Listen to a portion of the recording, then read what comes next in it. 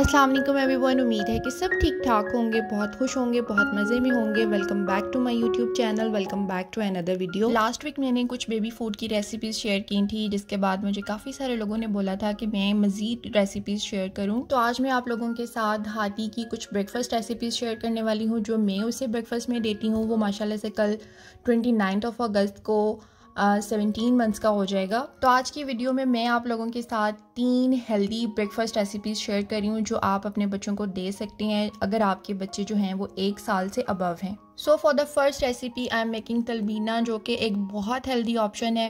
पहले मैं simple oats बनाती थी, लेकिन जब से मैंने तलबीना के बारे में पढ़ा है, इसके बेनिफिट्स के बारे में पढ़ा है, प्रॉपर एक रिसर्च की है, तो मुझे पता चला कि इसके मल्टीपल बेनिफिट्स हैं बच्चों के लिए। तो ये बहुत ही फ़ायदेमंद है। इसे बनाना बहुत आसान है। मैं एक्चुअली एक टाइम की सर्विंग बनाती हूँ, तो मैं उसके अकॉर्डिंग आपको बता रही हूँ कि इसके लिए जो है वो मैं 7 बादाम लेती हूँ, जिसे मैं रात में भिगो देती हूँ, और साथ में आपको 2 खजूरें चाहिए होंगी, और साथ में जो है ना वो मैं 2 चम्मच जौ का दलिया लेती हूँ। मैं इंस्टेंट ओट्स यूज़ कर रही हूँ, और साथ जो है वो मैंने बादामों को भी छील लेना है, और खजूरों की गुठली रिमूव कर देनी है, उसकी स्किन भी रिमूव कर देनी है, और साथ में आपको 1 कप दूध चाहिए होगा। 1 कप ले लें, 1 गिलास ले लें, और उसके बाद जो दलिया है उसको मैं हल्का सा ड्राई रोस्ट करती हूँ, और साथ में जो है वो मैं उसके ऐड कर देती हूँ आधा चम्मच देसी घी। इसको आपने अच्छे तरीके से जो है ना वो कुक कर लेना है, लाइक 2 to 3 मिनट्स जो है ना आपने इसको पकाना है। वैसे तो ये इंस्टेंट ओट्स हैं, इसको बहुत ज़्यादा कुक करने की ज़रूरत नहीं है, लेकिन 2 to 3 मिनट्स आप इसको हल्का सा जो है वो कुक कर लें, इसको रोस्ट कर लें, और उसके बाद आप इसके अंदर जो है ना वो 1 कप पानी ऐड कर दें। ठीक है, आपने इसको बॉयल करना है, और साथ में जो आपने बादाम लिए थे और जो खजूरें थी ना, उसके अंदर हल्का सा दूध ऐड करके उसको आप ब्लेंड कर लें, एक पेस्ट टाइप बना लें आप। और उसके बाद वो वाला जो पेस्ट है ना वो आपने इसके अंदर ही ऐड कर देना है, इस पानी के अंदर। पानी जो है वो आहिस्ता आहिस्ता बहुत कम हो जाएगा। जब पानी का वॉल्यूम जो है वो थोड़ा कम हो जाए, रिड्यूस हो जाए, तो उसके बाद उसके अंदर आपने जो 1 गिलास दूध है ना वो इसमें ऐड कर देना है। दूध ऐड करने के बाद आपने इसको लो फ्लेम पे कुक करना है।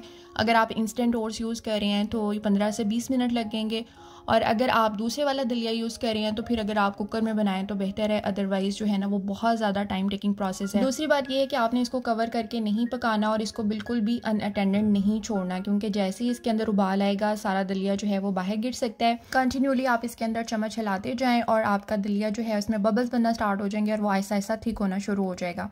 कंसिस्टेंसी आप अपनी हिसाब से देख लीजिएगा कि जितना आपको थिक चाहिए उस हिसाब से जो है ना वो आप फ्लेम ऑफ कर दें। तो थोड़ा सा ये ठंडा होकर मज़ीद जो है वो थिक हो जाता है, और ये बच्चों के लिए बहुत अच्छा है, बच्चों की बोन्स के लिए बहुत अच्छा है। इसके अलावा जो है अगर आपके बच्चे एनेमिक हैं उनके लिए बहुत अच्छा है, क्योंकि ये आयरन अब्जॉर्प्शन को बूस्ट करता है। तो ये रही हमारी पहली रेसिपी, जो कि बहुत ही ज़्यादा हेल्दी ऑप्शन है। उसके बाद हम चलते हैं सेकंड रेसिपी की तरफ, और सेकंड रेसिपी में मैं बना रही हूँ फ्लेवर्ड रोटी बोल रहे हैं आप इसको, या फ्लेवर्ड पराठा बोल लें। ठीक है, मेरी मामा इसको थोड़े से डिफरेंट तरीके से बनाती हैं, मैं इसको थोड़े से डिफरेंट तरीके से बनाती हूँ। आपको क्या चाहिए कि आपने रोटी बनानी है तो एक छोटू सा पेड़ा आप बना लें, लेकिन कोशिश कीजिएगा कि गंदम का आटा जो होल व्हीट फ्लावर है ना वही यूज़ करें। उसके बाद आपको आधा चम्मच जो है वो घी चाहिए होगा, देसी घी का इस्तेमाल कीजिएगा। उसके बाद जो है उसके अंदर आपने थोड़ा सा लाइक 1 चुटकी सॉल्ट ऐड करना है, 1 चुटकी अजवाइन की, और 1 चुटकी ही आपने ज़ीरा पाउडर ऐड करना है। अगर आप थोड़े से बड़े बच्चे के लिए बना रहे हैं तो आप जो ज़ीरे के सीड्स होते हैं, होल क्यूमिन सीड्स होते हैं, आप वो भी यूज़ कर सकते हैं। उसके बाद आपने रोटी को इसके ऊपर इसी तरीके से फ्लैट करना है, थोड़ा सा खुश्का जो है वो आप इसके ऊपर स्प्रिंकल कर लें, और रोटी को आपने ऐसे ही इसके ऊपर जो है वो फ्लैट करना है।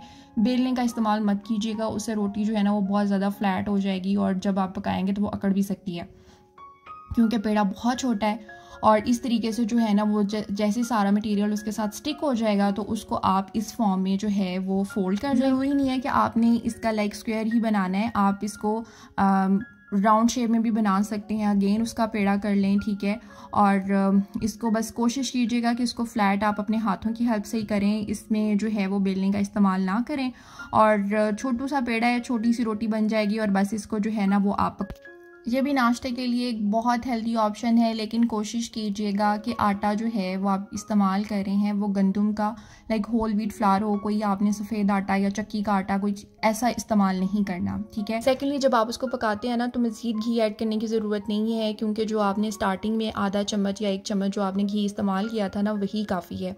बच्चे चूँकि छोटे हैं तो अगर हम मज़ीद भी उसके ऊपर भी घी लगा देंगे ना तो वो रोटी थोड़ी सी हैवी हो जाएगी और फिर वो बच्चे नहीं खाते। तो इसको आप रायते के साथ भी सर्व कर सकते हैं या इसको ऐसे भी खिला सकते हैं, दोनों ही बहुत अच्छे ऑप्शंस हैं।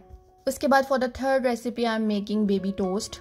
ये उन लोगों के लिए बेस्ट ऑप्शन है जो कि जिनके बच्चे जो है ना वो एग्स लाइक नहीं करते हैं। अगर आप उनको इस फॉर्म में खिला देना, या फिर मेरी एक और रेसिपी है बनाना पैनकेक्स की, तो वो मैं यहाँ पर अटैच कर दूँगी उसका लिंक। अगर आप इन दोनों की फॉर्म में खिला देना बच्चों को पता भी नहीं चलता है। हादी स्टार्टिंग में जो है वो बिल्कुल भी नहीं खाता था एग, अब आहिस्ता आहिस्ता उसने खाना शुरू कर दिया है। तो इसके लिए आपको बस थोड़ा सा दूध चाहिए, उसके अंदर आप शुगर मिक्स कर लें या हनी मिक्स कर लें, इसके अलावा आप शक्कर मिक्स कर सकते हैं एज़ यू लाइक। और उसके बाद आपको एक एग चाहिए होगा, उसको अच्छे तरीके से आप बीट कर लें, लाइक शुगर जो है उसको आपने अच्छे तरीके से जो है ना वो मिक्स करना है। इसके अलावा इसके अंदर मैंने थोड़ा सा सिनेमन पाउडर ऐड किया था और एक ड्रॉप बिल्कुल जो है ना वो मैंने वनीला एसेंस का ऐड किया था ताकि एग की बिल्कुल स्मेल ना आए। और मैं यहाँ पर जो है ना वो मल्टीग्रेन ब्रेड यूज़ कर रही हूँ।